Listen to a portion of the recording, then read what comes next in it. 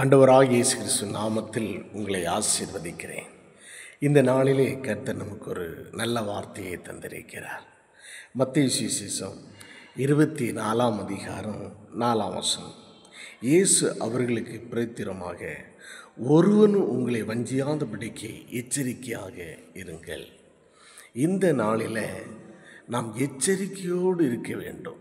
ஏனென்று சொன்னால், இந்த கடைசி காலத்தில் முதல் சாத்தான் யாரை வஞ்சிக்கலாம் என்று சொல்லி சுற்றி திரிந்து கொண்டிருக்கிறான்.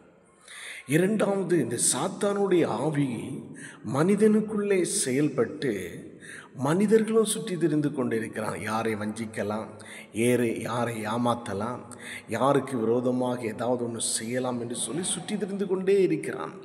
அதனால் தேவ பிள்ளைகளாக இருக்கிற நீங்கள் எப்பொழுதும் ஜாக்கிரதையோடு இருக்க வேண்டும். ஏன் ஜாக்கிரதையோடு இருக்குன்னு சொன்னால், நீங்கள் வஞ்சிக்கப்படாதபடிக்கு.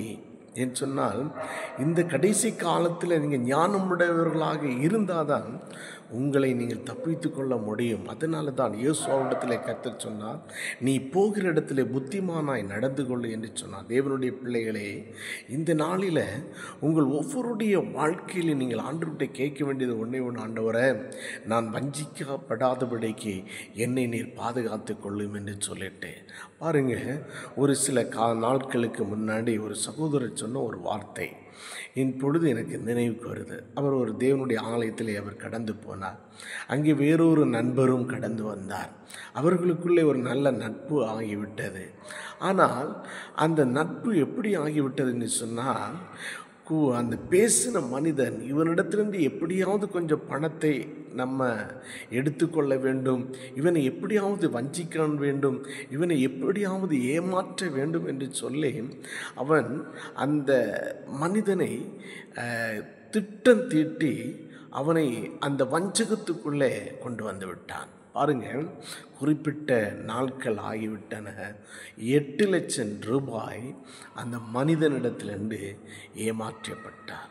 பாருங்கள், இவர் ஏன் கொடுத்தார், எப்படி கொடுத்தார் என்று சொன்னால், அவருடைய நயமான வார்த்தையின்படி அப்படி அந்த பிஸ்னஸ் செய்யலாம், இந்த பிஸ்னஸ் செய்யலாம், இந்த தொழில் செய்யலாம் என்று சொல்லி நீங்கள் ஜாக்கிரதையாக இருக்க வேண்டும்.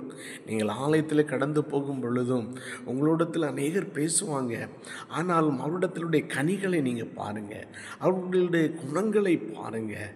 என்று சொன்னால் இன்றைக்கு அநேகர் வஞ்சிக்கப்படுகிறாங்க. அதனால் தேவ பிள்ளைகளாக இருக்கிற நீங்கள் எப்பொழுது எச்சரிக்கையோடு இருங்க, ஞானமுடையவர்களாக இருங்க. ஆண்டவர்கிட்ட கேளுங்க, ஆண்டவரே, எனக்கு உண்மையுள்ள மனிதர்களை நண்பர்களாக தாருங்க, உண்மையுள்ள மனுஷர்களை இடத்தில் நான் அன்போடு பேசுகிறேன்ல குணங்களை தாருங்க என்று சொல்லி. என்று சொன்னால், எல்லாரையும் ஆண்டவர் நல்லவர்களாக தான் ஆண்டவர் சிருஷ்டித்தார். ஆனால் ஏன் அவர்கள் இவ்வளமான தப்பு பண்ணுகிறார்கள் என்று சொன்னால், வஞ்சிக்கிற ஆவி இன்றைக்கு மனிதர்கள் ஒவ்வொரு அடிமைப்படுத்தி கொண்டிருக்கிறது. அதனால நாம் ஜாக்கிரதையுடையவர்களாக இருக்க வேண்டும். நாம் வஞ்சிக்கப்படக்கூடாதபடிக்கு தேவன் உங்களுக்கு தந்திருக்கிற நேரத்தை, நாட்களை, வேலைகளை, உங்களுடைய தொழில்களை நீங்கள் ஞானமுடையவர்களாக அதை செய்ய வேண்டும். ஏன் சொன்னால், வஞ்சிக்கப்பட்டு விட்டீர்கள் என்று சொன்னால் துக்கம் உங்களை ஆளுகை செய்யும், வேதனைகள், ஐயோ என்று கதறல் உண்டாகும், பின்மாற்றத்தினுடைய சூழ்நிலைகள் உண்டாகும். எல்லா மனிதர்களும் இப்படித்தானா இருப்பார்கள் என்று சொல்லுகிற நமக்குள்ளே இருக்கிற அந்த கஷ்டமான வார்த்தைகள் வெளிப்பட்டு கொண்டிருக்கும். அதனால் தேவ பிள்ளையே, உங்களிடத்தில் யார் இடைப்பட்டாலும் ஆண்டவர்கிட்ட கேட்க வேண்டும். ஆண்டவரே, எனக்கு ஞானத்தை தாருங்க, எனக்கு புத்தியை தாருங்க, எனக்கு அறிவை தாருங்க.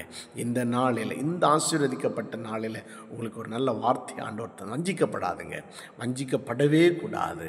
ஏன்னு சொன்னால், கர்த்தருடைய ஆவியான உங்களிடத்தில் எச்சரிக்கையோடு வஞ்சிக்கப்படாதபடிக்கு எச்சரிக்கையோடு கடைசி காலத்தில் இந்த ஆவிகள் எல்லாம் செயல்பட்டு கொண்டிருக்கிறது. நான் உங்களுக்கு ஜெபிக்கட்டுமா?